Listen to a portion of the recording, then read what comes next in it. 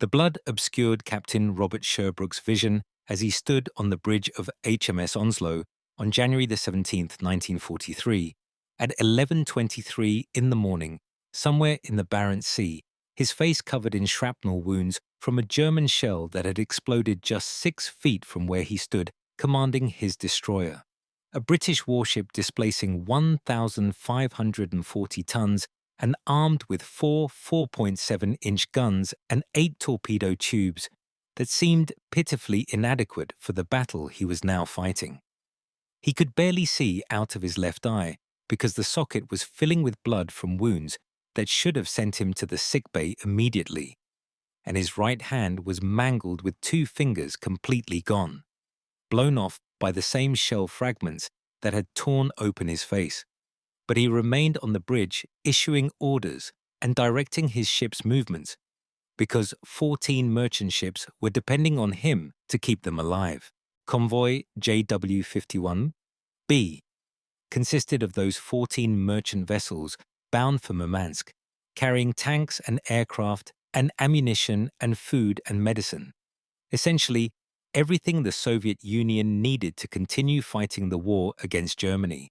And standing between those vulnerable merchants and their destination were 6 German destroyers, along with the heavy cruiser Admiral Hipper, displacing 8,000 tons, and armed with 8 8-inch guns that were capable of obliterating every ship in the convoy in less than an hour if they reached the merchants. Sherbrooke commanded 5 destroyers totaling maybe 6,000 tons combined, hopelessly outmatched against Hipper alone, without even considering the 6 German destroyers that accompanied the cruiser. But that wasn't the calculation he was making as blood dripped from his face and pain radiated from his mutilated hand. The calculation was much simpler and more desperate, focusing on how long he could keep the Germans busy, how long he could prevent them from reaching the merchant ships, how many hits his destroyers could absorb before they sank beneath the freezing waters. Because every minute he bought was another minute the convoy traveled closer to safety. Another mile gained, another chance for survival. HMS Onslow fired 4 shells at Hipper from maximum range of 12,000 yards, and all 4 missed their target. But accuracy wasn't the point of this engagement. The point was to make Hipper turn and react and waste time chasing destroyers instead of pursuing the defenseless merchants. Hipper returned fire with 8 8-inch shells that were vastly more powerful than anything Onslow could throw back, and 2 of those shells hit the British destroyer with devastating effect, one penetrating the forward magazine where it failed to explode through pure luck that saved Onslow from instant destruction, while the second hit the bridge and detonated, killing 3 officers instantly and wounding Sherbrooke with the shrapnel that now impaired his vision and destroyed his hand. But Onslow stayed in the fight despite the damage and casualties, continuing to maneuver and fire and draw Hipper's attention away from the convoy, demonstrating the desperate courage that characterized the Murmansk Run throughout its existence as the most dangerous convoy route in World War II. This route challenged sailors not just with enemy U-boats and warships, but with weather that could kill as efficiently as any torpedo, with darkness that lasted 22 hours per day in winter, with cold that reached -40 degrees Celsius, and waves that froze on deck, turning ships into unstable icebergs that could capsize from accumulated ice weight. Between 1941 and 1945, 78 convoys sailed this route, comprising 1,400 merchant ships carrying 4 million tons of supplies to the Soviet Union, including tanks and aircraft and trucks and food and raw materials that kept the Red Army fighting. But 85 ships were sunk, 16 turned back damaged, meaning 1 vessel in 10 never made it to destination, and 2,832 merchant sailors died through freezing and drowning and burning alive when their ships exploded. But the supplies got through despite these horrific losses, and many historians argue that those supplies kept the Soviet Union in the war and allowed them to push back against Germany and eventually achieve victory. making the Murmansk Run not just a tale of maritime courage, but a strategic necessity that influenced the entire course of World War II. The story began in August 1941 in Moscow, at the Kremlin, where Joseph Stalin sat across from British Ambassador Stafford Cripps, for a conversation that was blunt and direct because Stalin never wasted time on diplomatic niceties when discussing matters of national survival. Stalin explained that Germany had 3 million men on Soviet soil and had captured Kiev and were 40 miles from Leningrad, and that Moscow would be under siege by winter, making it clear that the Soviet Union was losing the war in ways that threatened national existence. Cripps understood the numbers because Germany's Operation Barbarossa offensive had been devastating beyond anything the Soviets had anticipated, with the Red Army losing 2 million men in just 10 weeks, along with thousands of tanks and thousands of aircraft, creating a material deficit that Soviet industry couldn't replace quickly enough to prevent German forces from reaching Moscow. Stalin's request was straightforward, asking for a convoy route that would provide regular shipments of tanks and aircraft and anti-tank guns, acknowledging that Soviet production could eventually replace losses, but not fast enough to prevent disaster before Germany reached the capital. Cripps immediately understood the strategic calculation underlying this request because if the Soviet Union fell, then Germany would control everything from France to the Urals, essentially all of Europe with unlimited resources, leaving Britain fighting alone while America remained neutral and facing a European continent completely dominated by Nazi Germany. The alternative was to support the Soviets and keep them fighting, thereby tying down German forces in the east and giving Britain time to rebuild while hoping America would eventually enter the war. And when presented in these terms, the choice was obvious despite the enormous logistical and operational challenges involved in establishing a supply route to Soviet ports. Within 2 weeks, the first convoy was planned, with destination being Murmansk and Arkhangelsk, the only Soviet ports accessible from Britain that Germany didn't control. And the route was approximately 2,000 miles from Scotland, past Iceland, around the northern tip of Norway into the Barents Sea, and then south to the Soviet ports. The route appeared simple on maps, but was suicidal in reality, because it passed through some of the most hostile waters on Earth, with the Barents Sea in winter being a nightmare of storms, generating 40-foot waves and winds exceeding 80 miles per hour, and temperatures dropping to minus 40 degrees Celsius, that killed exposed men within minutes. The cold was the first of many killers that sailors would face because spray froze instantly on deck, and every wave added another layer of ice, meaning that within hours, ships accumulated tons of ice on their superstructure and guns and rigging, creating weight that made vessels top-heavy and unstable until they capsized and rolled over and sank if too much ice accumulated. Crews spent exhausting hours chipping ice with axes and hammers in sub-zero temperatures, while ships pitched and rolled violently, and men slipped and fell overboard into water that was 2 degrees above freezing, where survival time was 5 to 10 minutes at most. And if you fell in, you died because there was no rescue and no time to stop because the convoy kept moving regardless of individual casualties. The darkness was the second killer because this far north in winter, the sun barely rose, creating twilight that lasted 2 hours, followed by darkness for 22 hours, forcing ships to navigate in perpetual night without stars or moon, just darkness and fog and snow that made collisions common. Ships lost sight of each other and drifted off course in the darkness, and merchant ships doing 12 knots couldn't see other vessels until they were 300 yards apart, providing insufficient time to react, causing ships to collide and breach hulls and sink together in the freezing waters. And then there was the enemy, because Germany discovered the convoy route within weeks, with Luftwaffe reconnaissance spotting the first convoys in September 1941, leading to U-boat deployments by October and surface raiders by November, and the Luftwaffe establishing bases in northern Norway, specifically to attack the convoys by December. The Germans possessed every geographical advantage, including proximity and air bases within 200 miles of the route, and naval bases in Norway and submarine bases, allowing them to attack from air and surface and subsurface simultaneously in coordinated operations. The British had no such advantages because their nearest airbase in Iceland was 600 miles from the convoy route, too far for fighter cover, and while bombers could reach the area, they could only do so with minimal fuel reserves that left no time for searching or loitering,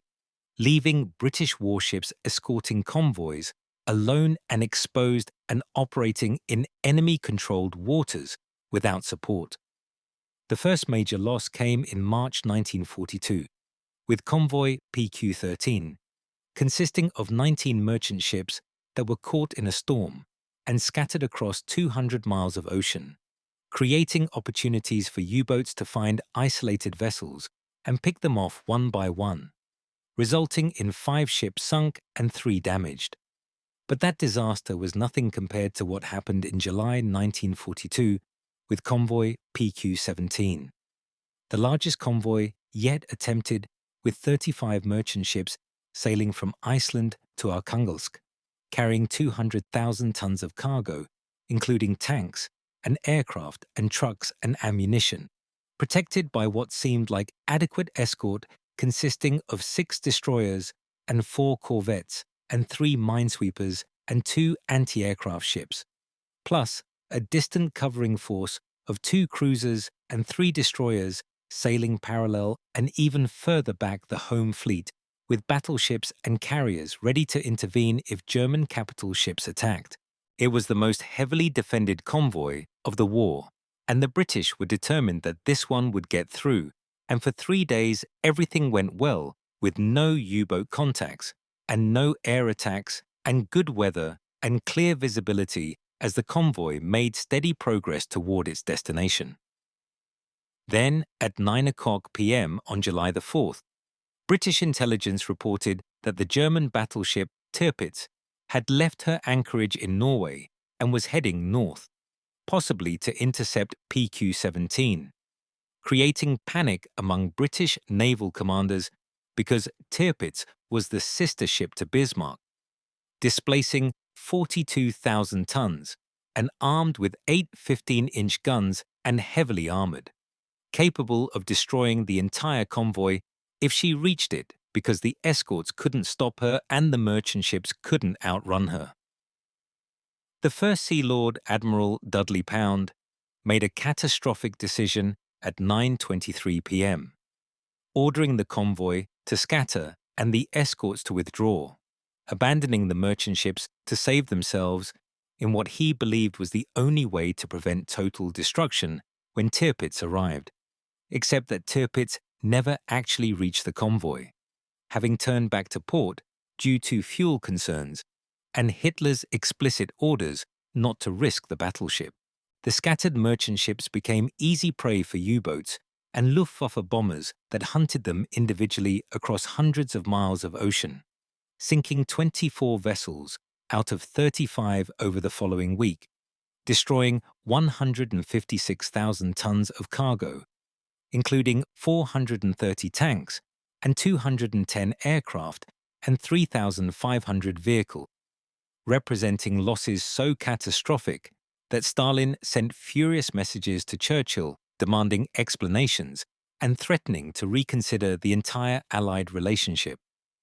The PQ-17 disaster led to a 4-month suspension of Arctic convoys, while the Admiralty reviewed tactics and procedures, determining that convoys must never scatter again, regardless of threats, and that escorts must stay with merchants until the end,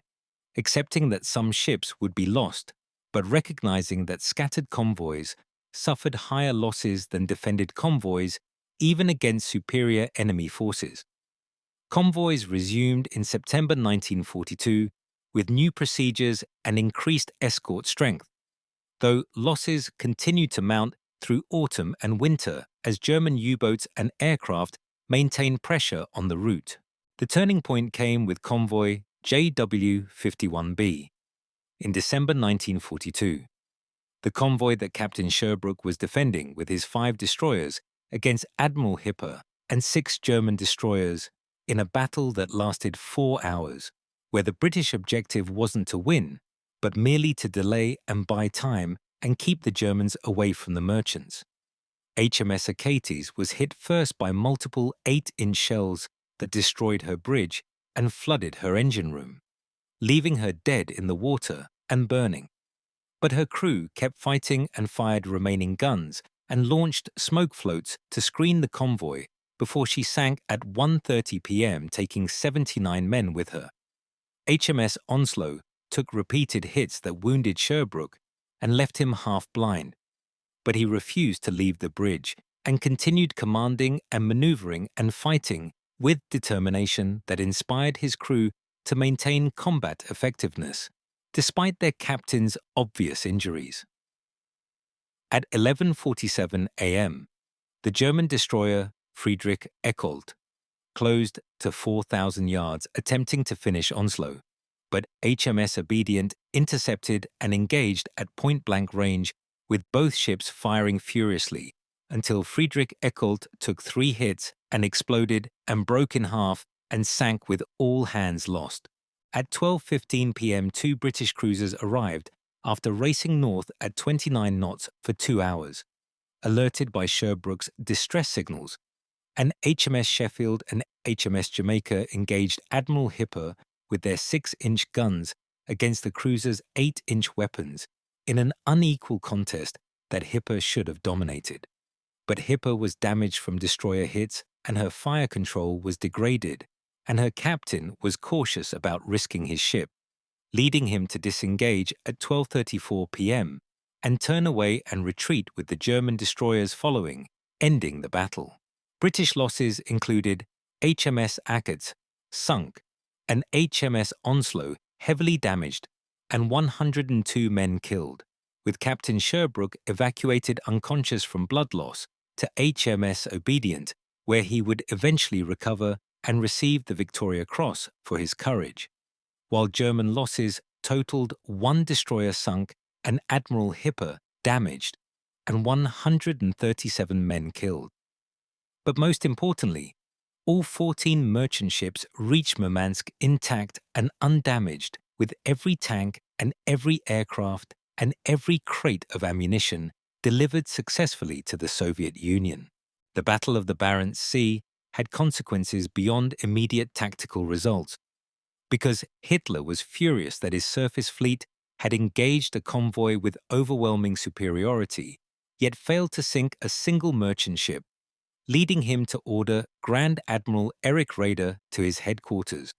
where he berated him for 2 hours and called the Kriegsmarine useless and threatened to scrap the entire surface fleet and decommission the battleships and use their guns for coastal defense instead. Raeder resigned in protest and was replaced by Admiral Karl Dönitz, a U-boat commander who agreed with Hitler that capital ships were wasted resources and submarines were the future of naval warfare. Tirpitz, the most powerful German battleship, spent the rest of the war in Norwegian fjords, never engaging in combat and never risking destruction until she was bombed and capsized by RAF Lancaster bombers in November 1944, effectively ending Germany's surface threat to Arctic convoys after January 1943. The remaining threats from U-boats and aircraft were still deadly and dangerous, but proved manageable with improved tactics and increasing Allied naval strength as the war progressed through 1943 and 1944. The convoys continued through these years with decreasing loss percentages as tactics improved, and escort carriers provided air cover and long-range patrol aircraft from Britain and Iceland, hunted U-boats and destroyers equipped with advanced sonar and depth charges became more effective at detecting and destroying submarines. By 1944, the route was almost routine, though ships still sank and men still died, and the weather remained lethal. But the percentages improved dramatically, from 7.5% of ships lost in 1941 to 11.2% in 1942, to 4.8% in 1943, to 2.1% in 1944, to 0.9% in 1945. From 1941 to 1945, 78 convoys sailed the Murmansk Run, comprising 1,400 merchant ships carrying 4 million tons of cargo, with 85 ships lost and 16 turned back and 2,832 men killed. But the other 1,300 ships made it through and delivered their cargo and kept the Soviet Union supplied and equipped and fighting. The strategic impact of these convoys remains debated by historians, with some arguing they were essential and that without Allied supplies, the Soviet Union would have collapsed in 1942, while others argue the quantities were relatively small compared to Soviet production once factories were evacuated east of the Urals, and that the Soviets would have won anyway, though slower, and with more casualties. The truth probably lies between these extremes because the convoys mattered not by providing the bulk of Soviet equipment, but by providing it when it was needed most during 1941 and 1942, when Soviet production was disrupted and the Red Army was losing. With 7,000 tanks delivered via the Arctic route, along with 5,000 aircraft and 15,000 trucks, and hundreds of thousands of tons of fuel and food and medical supplies and raw materials. These quantities weren't enough to win the war alone, but were sufficient to keep fighting and survive until Soviet industry recovered and began producing at the massive scales that eventually overwhelmed German forces. Joseph Stalin acknowledged this at the Tehran Conference in November 1943, when he proposed a toast to the Allied merchant sailors, with Churchill and Roosevelt raising their glasses as Stalin spoke about the brave men who sailed the northern route facing storms and ice and U-boats and bombers to bring the tools of war, stating that without them Soviet victory would be impossible, but with them it was inevitable. It was one of the few genuinely warm moments between the Allied leaders, because everyone understood the cost and sacrifice and courage required to sail that route where 1 in 10 ships were lost and 1 in 10 crews never made it home, dying in darkness and cold in waters so far north that their bodies were never recovered. But they kept sailing through convoy after convoy during 1941 and 1942 and 1943 and 1944 and 1945, until the war ended and Germany surrendered, delivering 4 million tons of supplies via the Arctic route that equipped 60 divisions and sustained the Eastern Front through its darkest period. All of this was accomplished by merchant sailors who signed up knowing the odds and knowing 1 in 10 wouldn't return yet, sailed anyway because someone had to, and the supplies had to get through, and surrender was not an option. The memorial in Murmansk today stands on the harbour waterfront with a statue of a merchant sailor looking north toward the Arctic,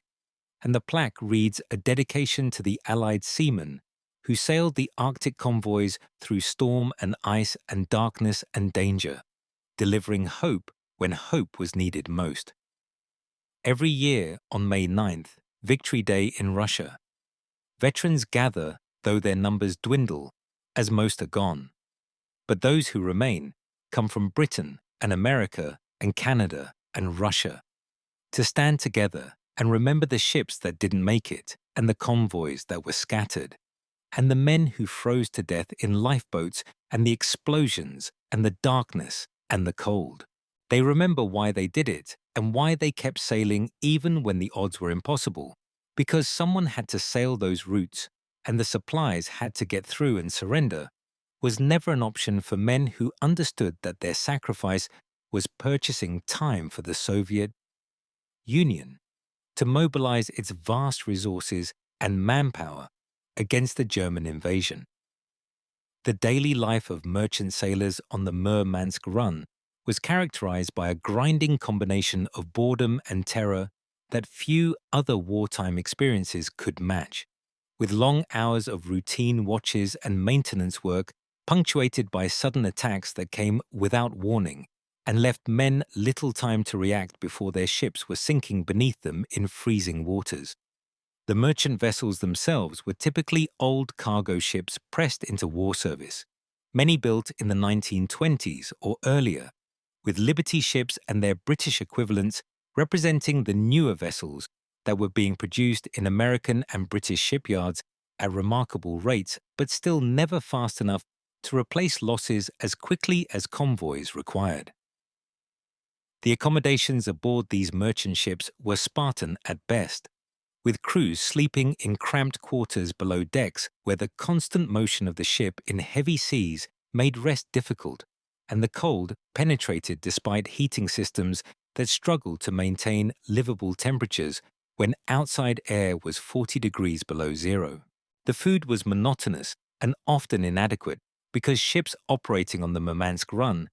couldn't carry fresh provisions for the entire voyage, relying instead on canned goods and dried foods that provided calories but little variety or nutrition. And sailors lost weight during convoys that could last 2 weeks or more depending on weather and evasive routing. The watch schedules were brutal because merchant ships operated with minimal crews to maximize cargo capacity, meaning that sailors stood 4-hour watches followed by 4 hours off around the clock without breaks, creating exhaustion that accumulated over days and weeks until men were making mistakes from fatigue that could prove fatal in the unforgiving environment of the Arctic. The lookout duties were particularly challenging because spotting U-boat periscopes or aircraft in the darkness and fog required constant vigilance from men whose eyes were burning from the cold wind and whose attention wavered from monotony. Yet missing a sighting could mean the difference between detecting an attack in time to take evasive action or being torpedoed without warning. The gun crews on merchant ships manned defensive weapons that included anti-aircraft guns and sometimes deck guns, though these weapons were largely ineffective against U-boats that attacked submerged and could only hope to damage aircraft if the gunners were exceptionally skilled and lucky. The gun positions were exposed to weather without protection, requiring crews to stand watches in temperatures that could freeze exposed skin in minutes, and the guns themselves often froze and jammed despite constant maintenance efforts, creating situations where attacks came and defensive weapons couldn't respond because mechanical systems had failed from ice accumulation. The moment when torpedoes struck was described by survivors as combining tremendous noise with violent motion and immediate flooding that gave men very little time to escape from below decks, where many were sleeping or working when attack came. Ships hit by torpedoes typically sank within minutes rather than hours, because the cold water accelerated flooding and the structural damage from explosions compromised watertight integrity that might have kept damaged ships afloat in warmer waters, and crews who made it to lifeboats faced the prospect of spending hours or days in open boats surrounded by ice floes while hoping rescue ships could find them before exposure killed them. The rescue operations during convoy battles were complicated by the tactical situation, because escort ships couldn't stop to pick up survivors while U-boats or surface ships were still attacking, forcing difficult decisions about whether to abandon men in the water to continue protecting the convoy or risk additional ships by stopping to conduct rescue operations. Many survivors spent hours in lifeboats or clinging to wreckage before being rescued, suffering from hypothermia and frostbite and psychological trauma from watching their shipmates die around them in the freezing water.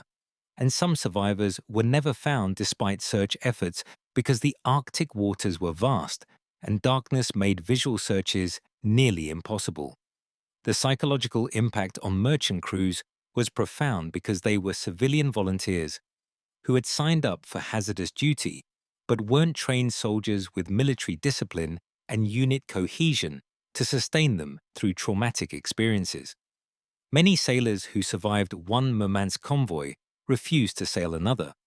having experienced enough terror to satisfy any obligation they might have felt to the war effort, while others kept sailing convoy after convoy, driven by patriotism or economic necessity, or simply because merchant seafaring was their profession, and they knew no other way to contribute to the war effort.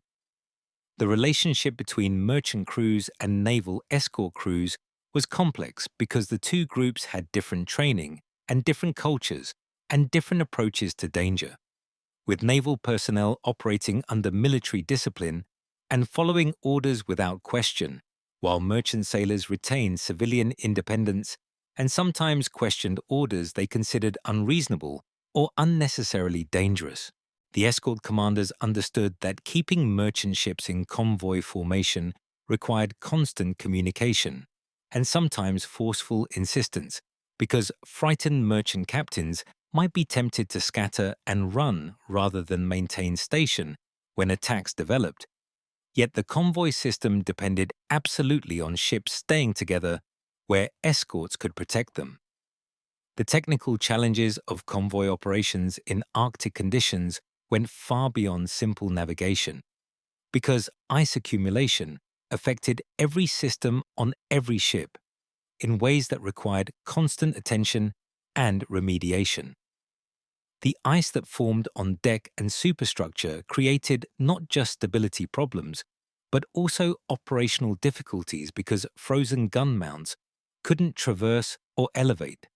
Frozen hatches couldn't be opened to access cargo holds or machinery spaces.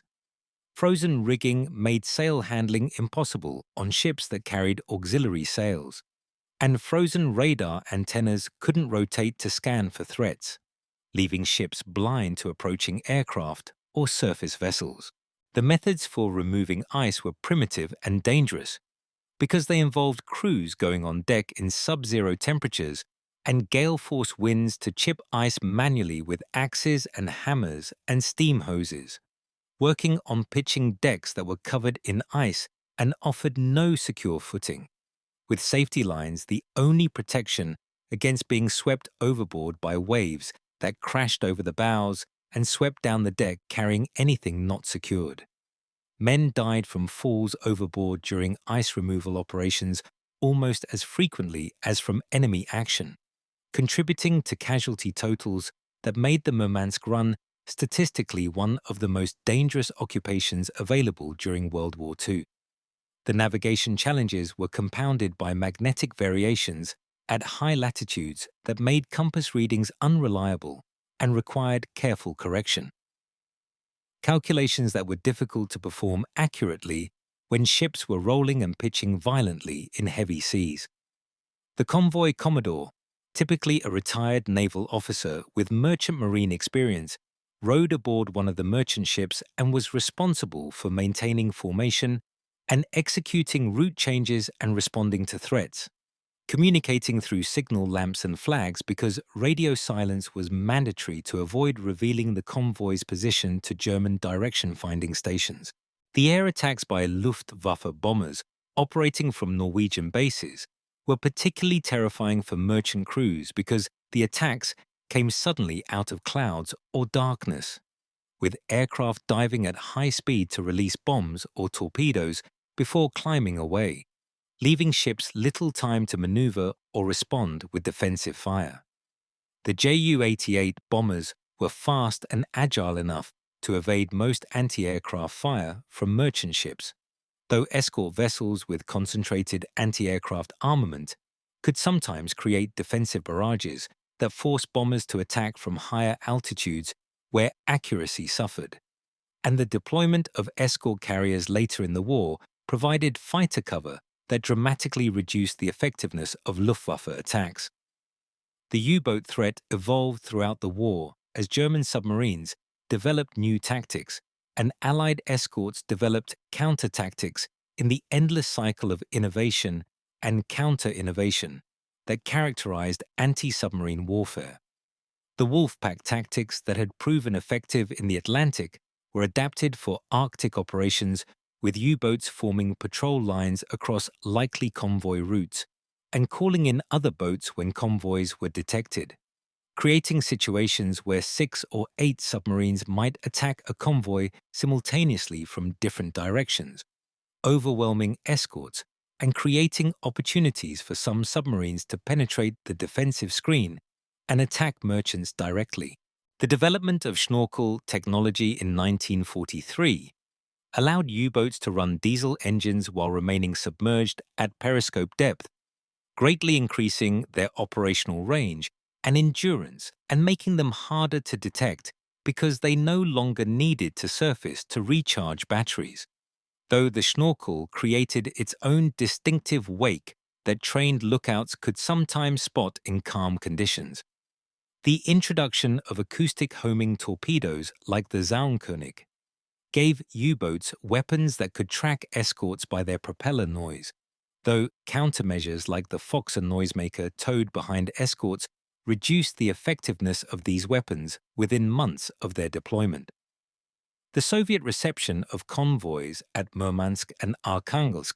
was complicated by political tensions and mutual suspicions that characterized Allied-Soviet relations throughout the war, despite their common enemy. Soviet port authorities were often inefficient and uncooperative in unloading cargo, leading to delays where ships sat in port for weeks waiting to discharge, while German aircraft attacked the harbors and submarines lurked outside,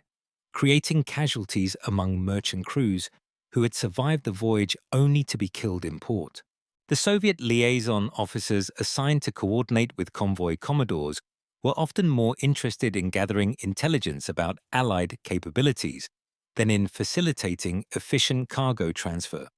creating frustrations that British and American naval officers documented in reports that reflected the underlying tensions within the alliance.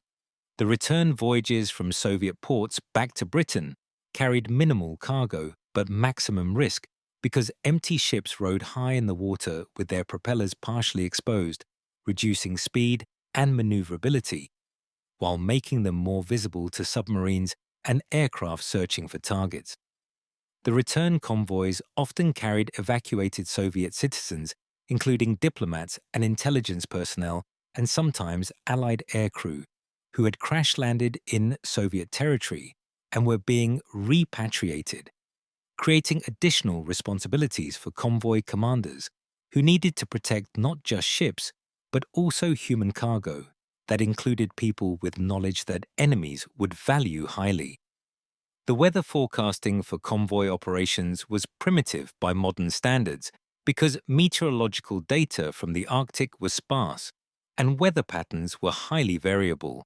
making it difficult to predict when storms would strike or when ice conditions would worsen. Convoy commanders sometimes had to choose between sailing into known storms or remaining in port where German reconnaissance would eventually locate them, and attacks would intensify,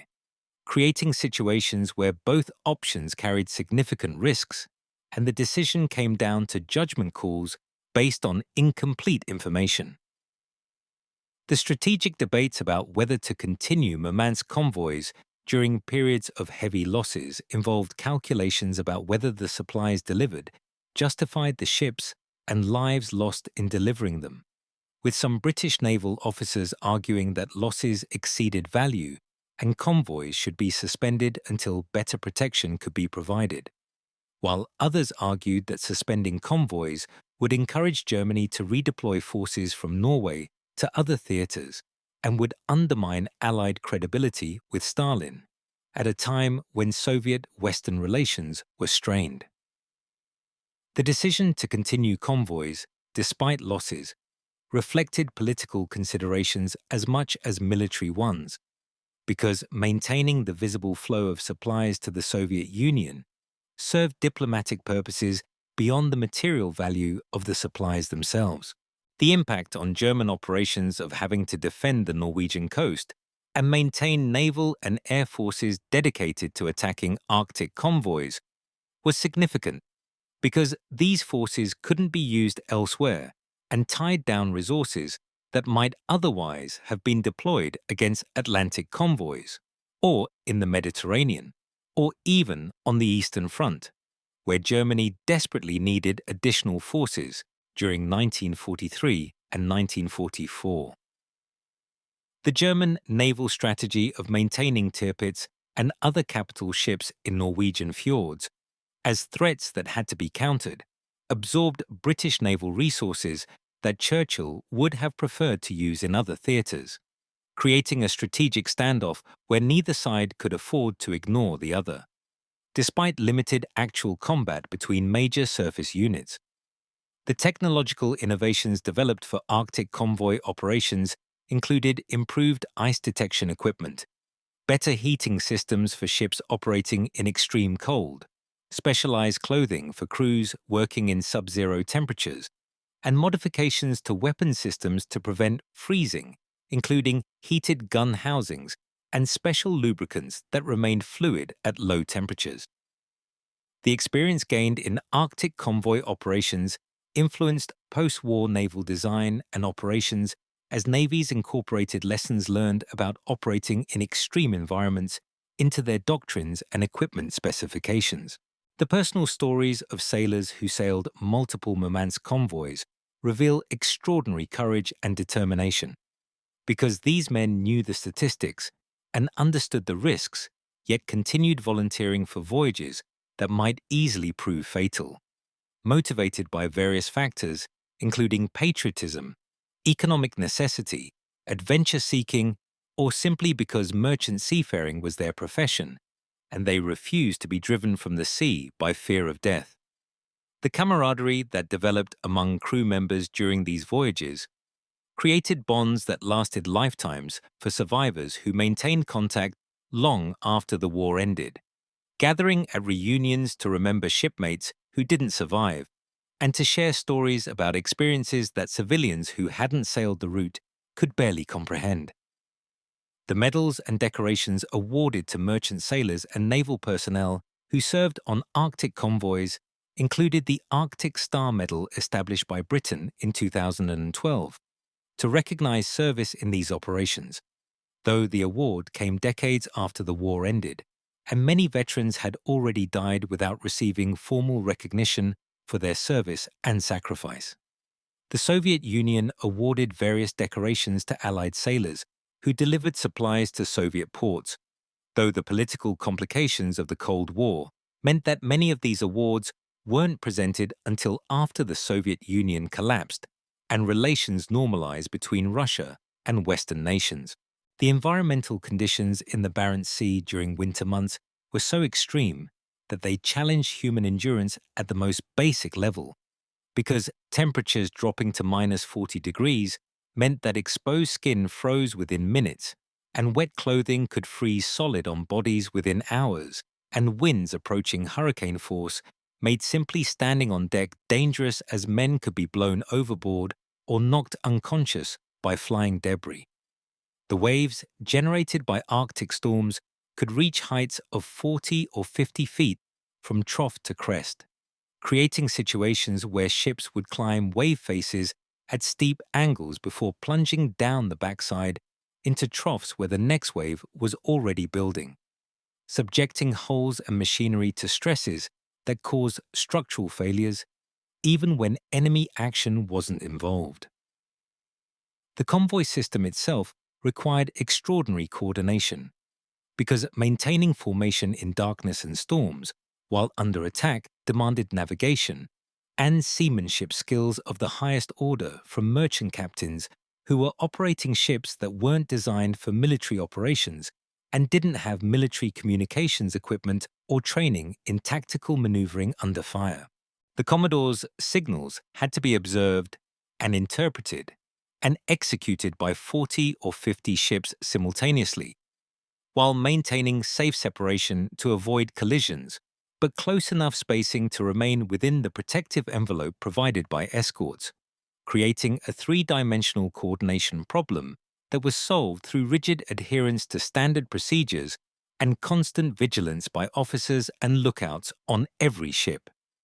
The legacy of the Murmansk Run extends beyond its immediate impact on World War II, to include influence on Cold War naval thinking about Arctic operations and modern Russian appreciation for Allied sacrifices that contributed to Soviet victory, creating a historical connection that survived the decades of hostility between East and West. The memorial in Murmansk stands as a symbol of cooperation during humanity's darkest hour, when nations with very different political systems and values united against a common threat, reminding current generations that circumstances can create alliances that transcend ideology when survival is at stake. The Murmansk Run was the most dangerous convoy route in World War II, where 1 in 10 ships never returned, but 9 in 10 did. And those 9 delivered the victory that came at such terrible cost, but was achieved through courage that deserves remembrance, as long as humans study the history of warfare and sacrifice and determination in the face of overwhelming obstacles.